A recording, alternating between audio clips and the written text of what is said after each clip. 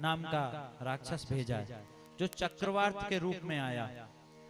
एक बार मैया यशोदा बालक को, कृष्ण कन्हैया लाल को गोद में बैठाकर स्तनपान करा रही थी।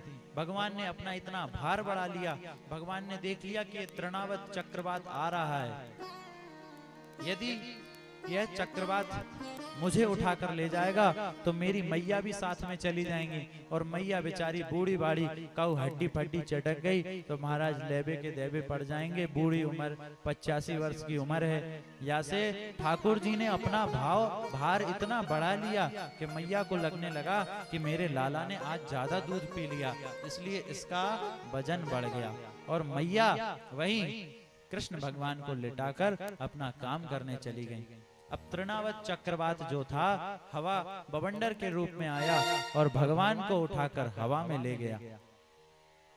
भगवान ने सोचा चलो मामा जी आए हैं तो मामा जी के साथ कुछ क्षण बिताए जाए, तो भगवान भी सहर्षु पर गए। भगवान ने भी भाव किया कि कुछ दिनों बाद मुझे माखन चोरी की लीला भी करना है। माखन चोरी की लीला करने के लिए सब रास्ते, गोपियों के घर कहाँ माट मटका रखे हैं, कहाँ गैया बंधती है, तो मैं बछड़ा भी तो खोलूंगा। इसलिए सब भगवान ने ऊपर से देख लिया, पूरा मैप देख लिया, और जब मैप में देख लिया सबके घर रास्ते, तो अपना इतना भार बढ़ा लिया कि उस तृणावृत को लगने लगा कि मैं कोई पत्थर तो नहीं उठा लाया। नंद बाबा के आंगन से खेलते हुए देखा तो नंद बाबा कहने लगे, अहो बताद्यद्भुत मेष राक्षसा, पता नहीं इन राक्षसों की कैसी नजर हमारे घर लग गई। अभी कुछ दिन पहले पूतना आ गई थी और आज देखो ये तृणावृत आ गया।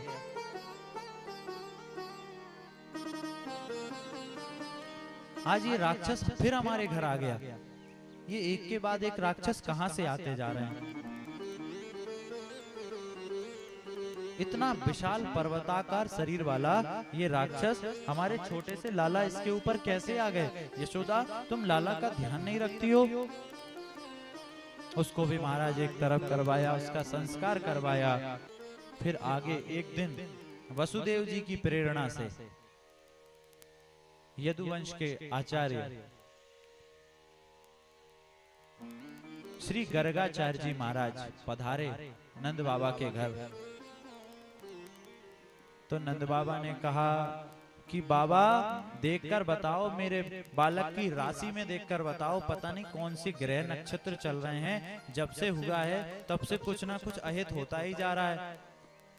अभी कुछ दिन पहले पूतना आ गई थी और अभी ये एक और राक्षस आ गया। अभी कुछ दिन पहले हमारे लाला ने एक छकड़ा के नीचे दबने वाला था महाराज, उस लाला की रक्षा भगवान ने करी, वो तो छकड़ा उसके ऊपर गिर ही गया था, वह बैलगाड़ी के नीचे आ गया था हमारा बालक। इसकी राशि देखकर बताओ कि इसकी राशि में क्या दोष है। तब गर्गाचार्य जी महाराज कहते हैं अपने बालक का नाम बताओ। भाई हम राशि देख देंगे, राशि देखने के लिए नाम चाहिए।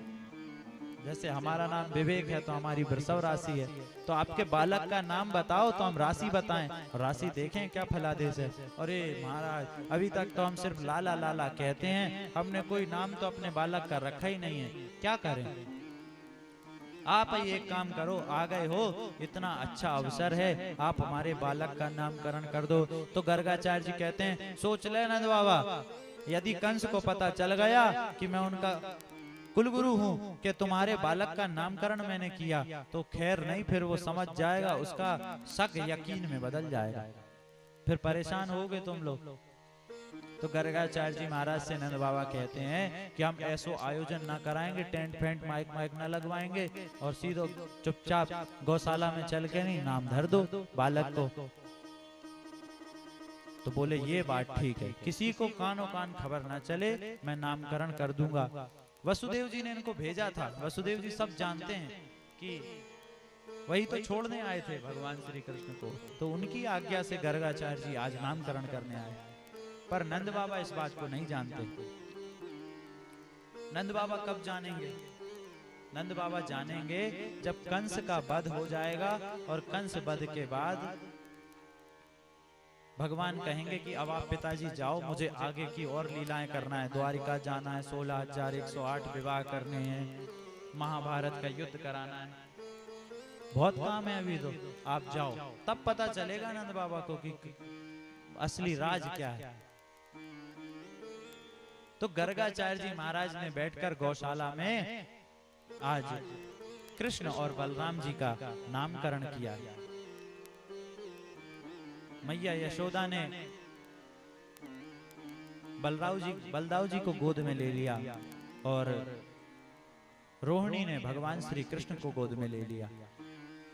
तब गर्गाचार्य जी महाराज कहते हैं, अयम ही रोहिणी पुत्रो रमयन् सुहृदो गुणैः आख्यास्ते राम इति बलाधिक्यात् बलं विदुः। यशोदा, तुम्हारी गोद में जो बलराम है, जो बालक है, इसका नाम बलराम होगा, क्योंकि इसका बल अधिक होगा। कोई त्रिलोकी में वर्तमान में ऐसा नहीं रहेगा जो युद्ध में इससे जीत पाए।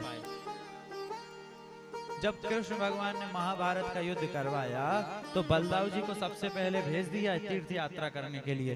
वे जानते थे कि बलराम जी रहे तो ये दुर्योधन की ओर से लड़ेंगे, क्योंकि दुर्योधन इनका परम शिष्य है और दुर्योधन की तरफ से बलदाऊ जी लड़ेंगे तो हम लोग जीत कैसे पाएंगे बलदाऊ जी से, इतना बल होगा और ये संपूर्ण यदुवंश को एकत्रित कर देगा। और इसका संकर्षण के द्वारा देवकी के गर्भ से रोहिणी के गर्भ में आए, इसलिए इसका एक नाम संकर्षण होगा। बोलिए बलदाऊ जी महाराज की जय, बलराम जी महाराज की जय, संकर्षण महाराज की जय। अब भगवान श्री कृष्ण की बारी आई तो रोहिणी माता के गोद में जो बालक था उसके लिए कहा कि इसका नाम कृष्ण होगा, क्योंकि इसका कृष्ण वर्ण है। कृष्ण का क्या अर्थ होगा? कृष्ण का अर्थ है कर्षति इति कृष्णः, जो अपनी ओर सहज रूप से आकर्षित कर ले, वह श्री कृष्ण है।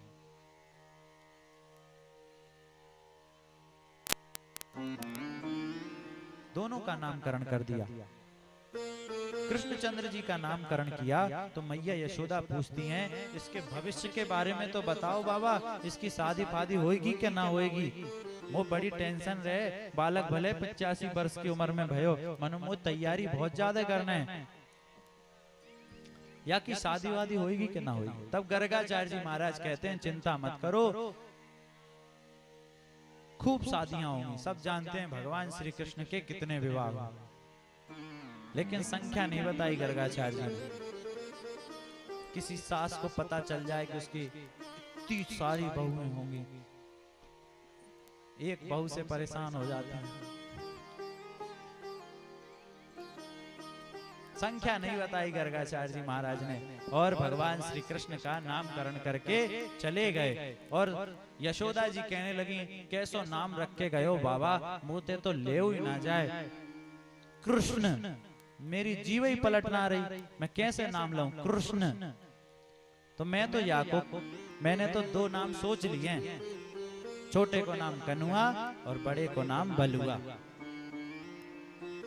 कनुआ बलुआ ये 2 नाम सबसे अच्छे हैं। अभी राजस्थान में एक किशनगढ़ है, उसको कृष्णगढ़ पहले उसका नाम था, तो कृष्ण लोगों से कहा ही नहीं जाता, कुछ लोगों की जीभ नहीं पलटती, तो उसको कृष्णगढ़ से वो किशनगढ़ हो गया। तो माता यशोदा जी ने भी अपने 2 लाड़ प्यार के नाम रख लिए। कृष्ण जीव ही नाम पलट रही महाराज, मेरे लिए तो 2 ही नाम बढ़िया हैं, छोटे को नाम कनुआ और बड़े को नाम बलुआ। बोलिए कृष्ण कन्हैया लाल की जय।